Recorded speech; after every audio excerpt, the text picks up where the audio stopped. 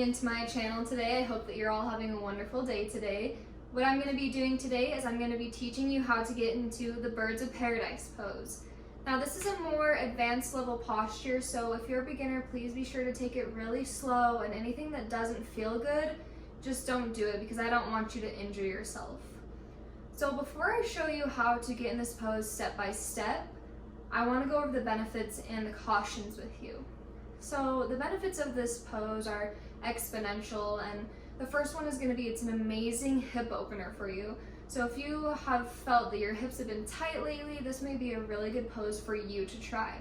Another thing that it does is it's going to strengthen your back and your shoulders, which is another awesome thing about this pose. And the last thing that is really beneficial is that it's going to lengthen your hamstrings.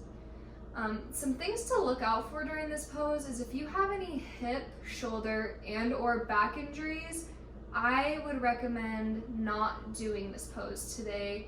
And if you do want to try it, just don't proceed if it starts to hurt you at all, like I said earlier. Another thing to look out for is if you have high blood pressure, this posture is not going to be super beneficial to you, and it can create risks for you. Another thing that this posture is not recommended for is if you are pregnant, because anything to do with forward folds, anything to do with bound angles is not the best because it's going to put pressure on your belly, and we don't want to cause any issues there.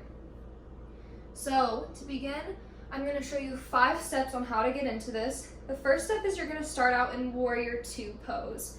And if you're not familiar with that, don't worry, we're going to go over every single pose and I'm going to show you how to get into it. So what you're going to do is you're going to step your feet apart. Your back heel is going to be spun down and parallel to the edge of your mat. And then your front foot is going to point forward.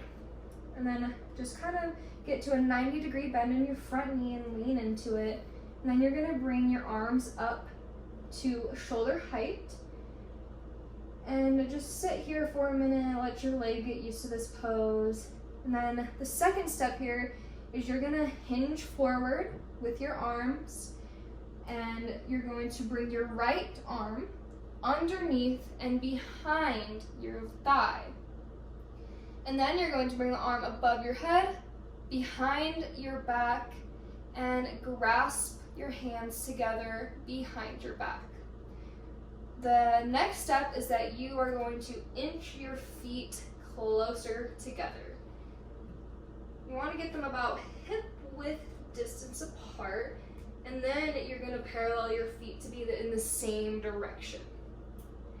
The next thing I'm going to have you do is you're really going to get your grip with your toes on your left foot and make sure that you're ready to put all your weight on this foot.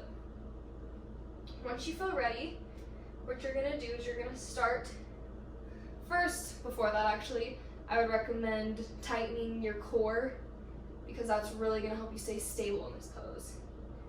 And then what you're going to do is you're slowly going to start bringing your leg up.